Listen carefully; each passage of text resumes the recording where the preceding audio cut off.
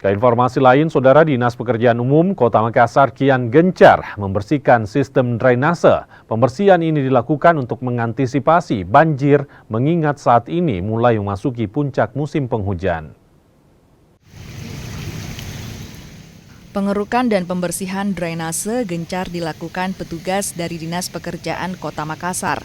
Petugas berkeliling untuk mengeruk drainase yang tersumbat agar kembali normal. Tak hanya di jalan utama kota, pembersihan drainase bahkan dilakukan hingga ke lorong di area pemukiman warga. Pembersihan semakin masif dilakukan mengingat kini mulai memasuki puncak musim penghujan.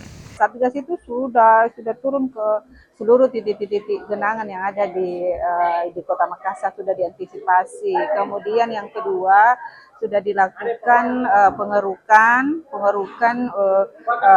yang dimana banyaknya sedimen yang ada di seperti kanal dan sungai-sungai yang akan terintegrasi dengan saluran-saluran nantinya. Sudah koordinasi dengan pihak balai.